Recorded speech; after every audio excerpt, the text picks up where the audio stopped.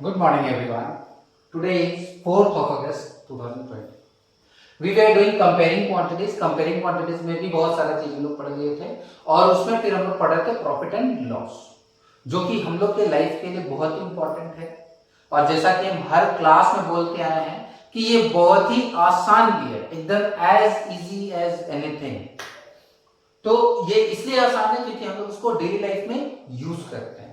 तो हम फिर से एक बार बोलेंगे, अगर आप अपने कॉमन सेंस को यूज करके इस चैप्टर को बना रहे हैं तो दिस इज नथिंग, कुछ नहीं है, बहुत आसान है। एक बार हम लोग एक एग्जांपल देखते हैं इसमें और आगे बढ़ने के लिए। यहाँ पर क्वेश्चन है, an article was bought for ₹1000। कोई आर्टिकल है जिसको 1000 में खरीदा गया है and ₹100 was spent on it's repairs, और उसको बनाने के लिए उसके रिपेयरिंग में 100 रुपीज और हम लोग खर्च किए। खरीदे पहले 1000 रुपए में, फिर 100 रुपए उसको खर्च किए उसके रिपेयरिंग में। फाइंड द एसपी, तो हम लोग को एसपी फाइंड करना है कि कितना में बेचें अगर हमको 15% का गेन चाहिए, if the gain is 15% on the transaction. यानी कि कोई सामान आप 1000 रुपए में कर दें, उसमें 100 रुपए और खर्च किए उसके रिपेयरिंग में, तो आपको वो सामान को कितना में बेचना चाहिए कि आपको 15% का गेन हो। तो एकदम सिंपल सा बात है, अगर हम 1000 रुपए में खरीदे हैं किसी भी सामान को और उसमें 100 रुपए खर्च भी किए हैं, चाहे रिपेयरिंग में चाहे ट्रांसपोर्टेशन में, जो भी, तो वो तो मेरा खर्च हुआ उस सामान के रिस्पेक्ट के लिए, उस सामान को लाने तक के लिए, उस सामान को कंप्लीट करने के लिए। यानी कि ये जो 1000 और ये जो 100 है, ये टोटल जो है ये हमारे एसपी में काउंट होगा, सॉरी सीपी में काउंट होगा, यानी कि हमारे कॉस्ट में काउंट होगा।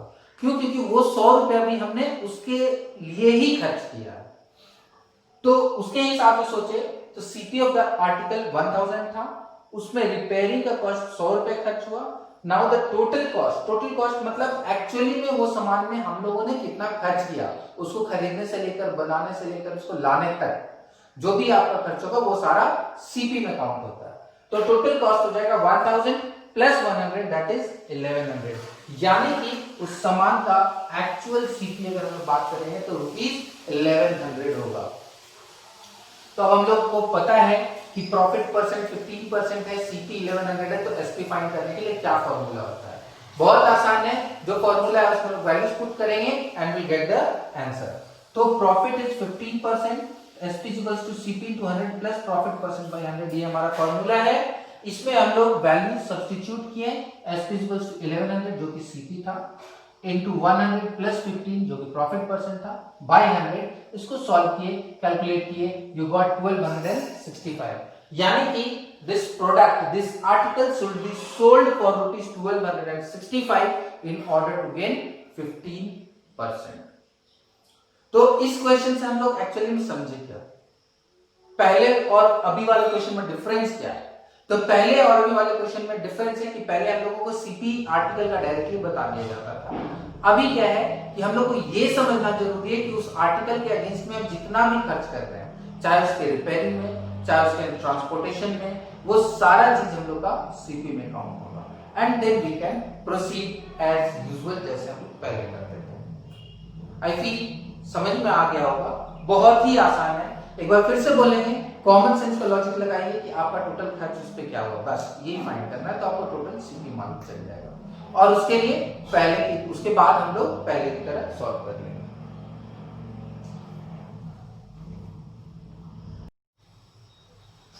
So now coming up with the next example. ये जो एग्जांपल है ये हम लोग का थोड़ा डिफरेंट है अभी तक के सारे एग्जांपल से जो हम लोग पढ़े हैं। यहां पर हम लोग को किसी भी आइटम का दाम नहीं बताया गया, यहां पर हम लोग को सिर्फ आर्टिकल्स के बारे में बताया गया कि इतना आर्टिकल्स को बेचने से इतना आर्टिकल्स के बराबर फायदा होता है एंड ऑल दैट। तो इस तरह के क्वेश्चंस को हम लोग कैसे डील करते हैं अभी देखेंगे। But before going that, let us read the question first.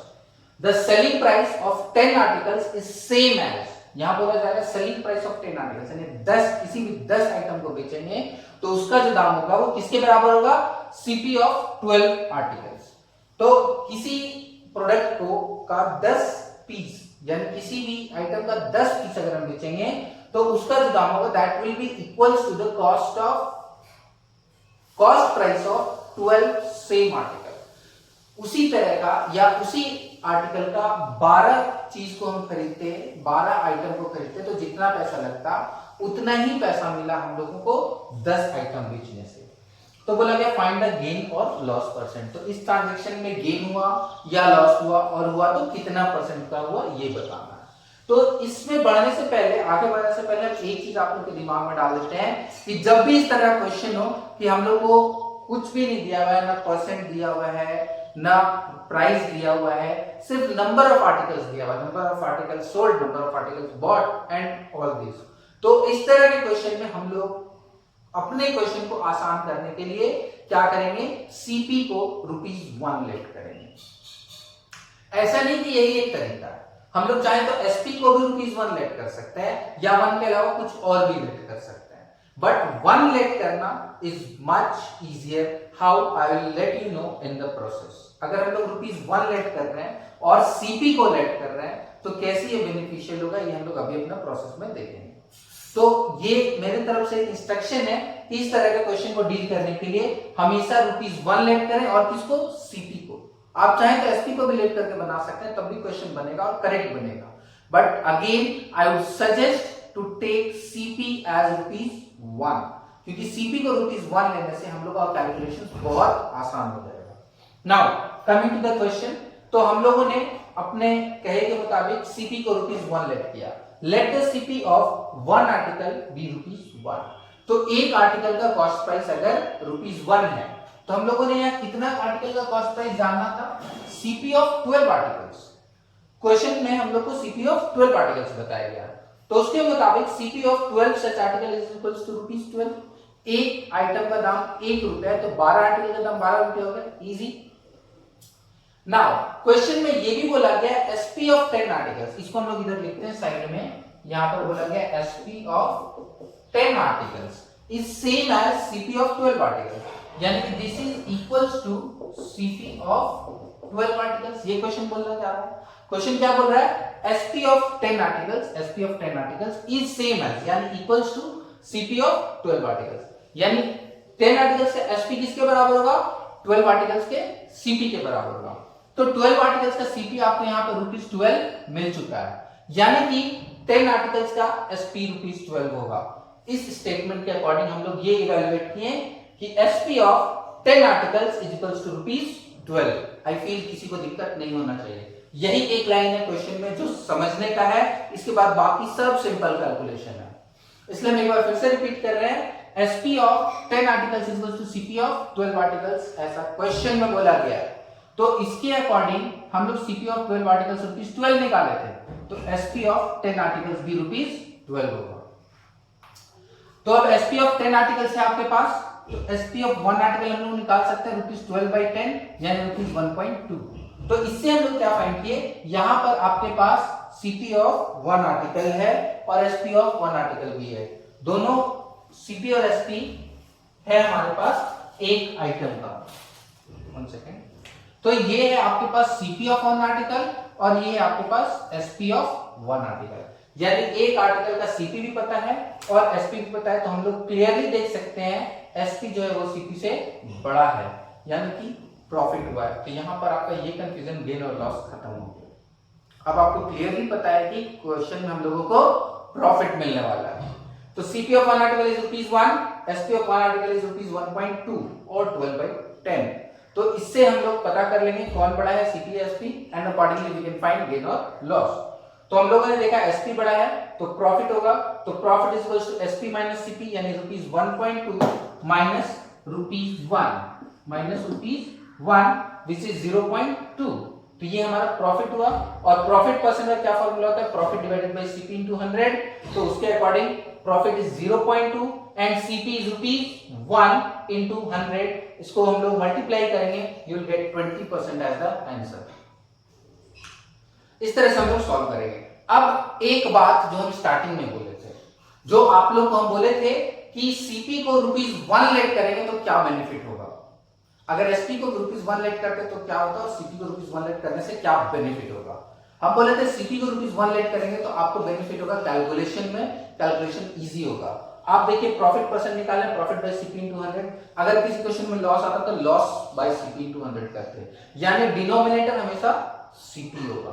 तो अगर आप सीपी 1 लेट किए हैं तो डिनोमिनेटर में 1 कैलकुलेट करने का जरूरत नहीं होता है। ये आपके पास जो भी आएगा यहाँ पे प्रॉफिट डायरेक्टली 100 से मल्टीप्लाई करेंगे या लॉस तो डायरेक्टली 100 से मल्टीप्लाई करेंगे and you will get your result of profit percent और लॉस परसेंट। तो इस तरह से हम लोग सीपी को 1 लेकर करके अपना कैलकुलेशन को सॉर्ट कर सकते हैं और इजी कर सकते हैं। That will not only save your time but will also enhance calculation. In this way we can solve this type of questions. ये थोड़ा सा नया टाइप का क्वेश्चन था बट आई फील फिर भी कि आप लोगों को समझ में आ गया होगा, और अगर कोई डाउट होगा तो you feel free to ask me any time.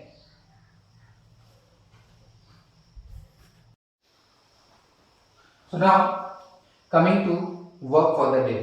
तो आज का हम लोग का वर्क है एक्सरसाइज 5.4 का question number 4, 5, 6 and example number 24।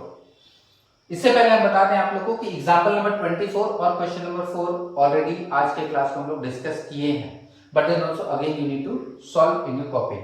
So you will be doing example 24 and exercise 5.4 question number 4, 5 and 6। और कोई डाउट होगा तो do ask me, do ask your respective teacher. Thank you everyone. Have a nice day.